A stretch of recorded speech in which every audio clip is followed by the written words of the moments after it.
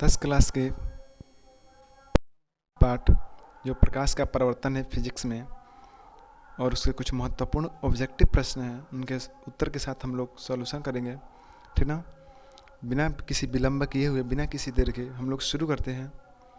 जैसे में पहला नंबर सवाल है, प्रकाश डॉट डॉट डॉट में चलता है, यानी कि प्रकाश कैसे रेखा में चलता है, कैसी दिशा में चलता है।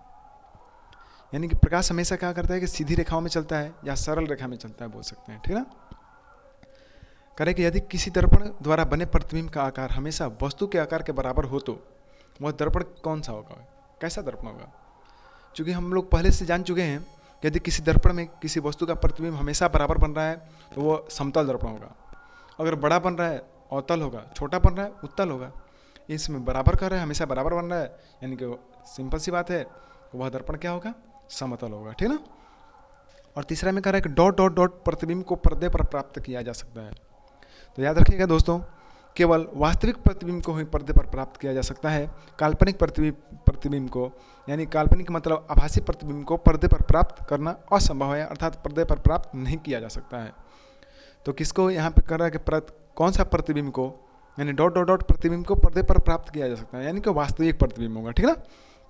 फिर कह रहा है किसी दर्पण में आपतन कोण हमेशा डॉट डॉट डॉट के बराबर होता है।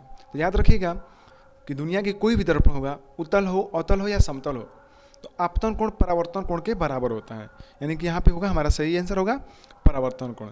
आपतन कोण को आई से सूचित करते हैं और परावर्तन कोण को आर से सूचित किया जाता है, ठीक ना। फिर अगला कह रहा है गोलीय दर्पण के ध्रुव से फोकस दूरी को डॉट डॉट डॉट कहते हैं। तो याद रखिएगा गोलीय दर्पण से फोकस दूरी, यानी कि जो फोकस होता है गोलीय दर्पण के ध्रुव से और फोकस के जो बीच की दूरी होती है फोकस दूरी कहते हैं। गोलीय दर्पण से वस्तु के बीच की दूरी को वस्तु दूरी, गोलीय दर्पण के ध्रुव से, यानी ध्रुव से वस्तु के बीच की दूरी को वस्तु दूरी और प्रतिबिंब के बीच की दूरी को प्रतिबिंब दूरी, और फोकस के बीच, ध्रुव और फोकस के बीच की दूरी को फोकस दूरी कहते हैं, जिसे एफ द्वारा सूचित करता है। और वस्तु दूरी को यू से और प्रतिबिंब दूरी को भी से सूचित किया जाता है, याद रखिएगा ये भी। इसके बाद हम लोग आते हैं, कह रहा है गोलीय दर्पण की वक्रता त्रिज्या उसकी फोकस दूरी की होती है। तो याद रखिएगा मेरे दोस्त, गोलीय दर्पण की जो फोकस दूरी है ना, वक्रता त्रिज्या के आधी होती है। कह रहा है कि गोलीय दर्पण की वक्रता त्रिज्या उसकी फोकस दूरी की क्या होती है, तो दोगुनी होती है। यानी कि वक्रता त्रिज्या दोगुनी होगी और फोकस दूरी आधी होगी। यानी कि वक्रता त्रिज्या में जब 2 से भाग देते हैं तो हमको क्या प्राप्त होगा, फोकस दूरी प्राप्त हो जाएगा। और फोकस दूरी में 2 से गुणा करेंगे तो वक्रता त्रिज्या प्राप्त हो जाएगी, ठीक है ना।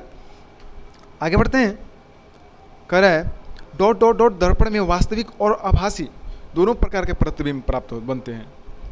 यानी कि देखिए जो समतल दर्पण है उसमें तो हमेशा के लिए क्या बनता है, काल्पनिक प्रतिबिंब, काल्पनिक यानी आभासी प्रतिबिंब बनता है।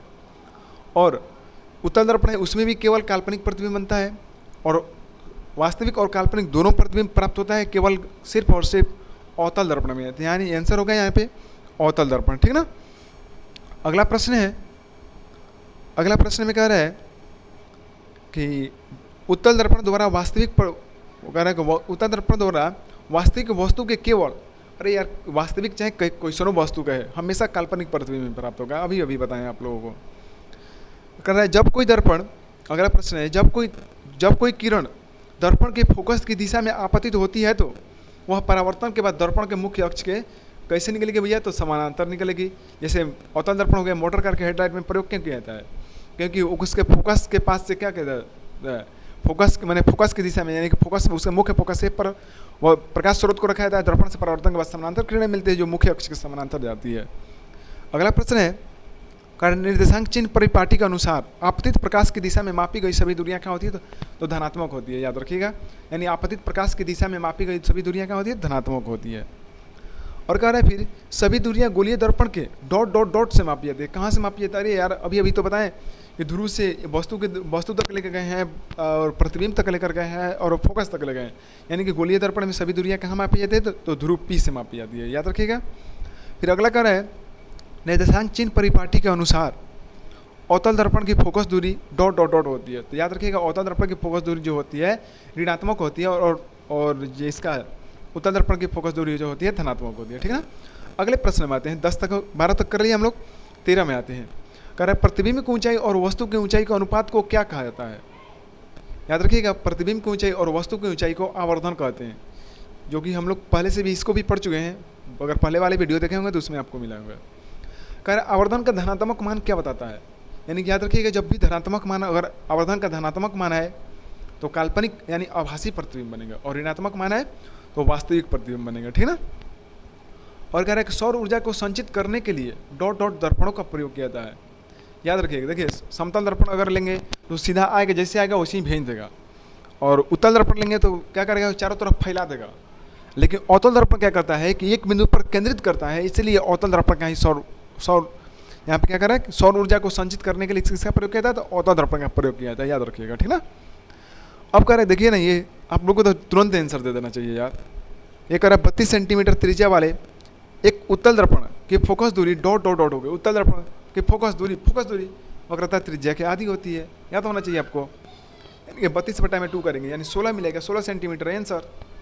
अब कह रहे हैं एक वस्तु का वास्तविक प्रतिबिंब बन सकता है केवल, माने किस प्रकार के दर्पण बन सकता है? अभी तो बताए हैं कि जो है समतल दर्पण में हमेशा काल्पनिक प्रतिबिंब, उत्तल दर्पण में हमेशा काल्पनिक प्रतिबिंब, और वास्तविक और काल्पनिक दोनों प्रकार के प्रतिबिंब बनाने वाला दर्पण एक ही है, अवतल दर्पण। यानी कि हमारा राइट आंसर होगा अवतल दर्पण। कृपया ये वीडियो अच्छी लगी हो तो कृपया लाइक और सब्सक्राइब करना ना भूलें, और कमेंट बॉक्स में किरण पुंज कितने प्रकार के होते हैं और उनके नाम अवश्य लिख कर दीजिएगा। ये अगर आप नहीं देते हैं या अभी देते हैं, देखते हैं कितने लोग राइट आंसर देते हैं, और इसे हम अगले वीडियो में आपको सोल्यूशन करके देंगे, ठीक है। आज के लिए इतना ही। जय हिंद, जय भारत।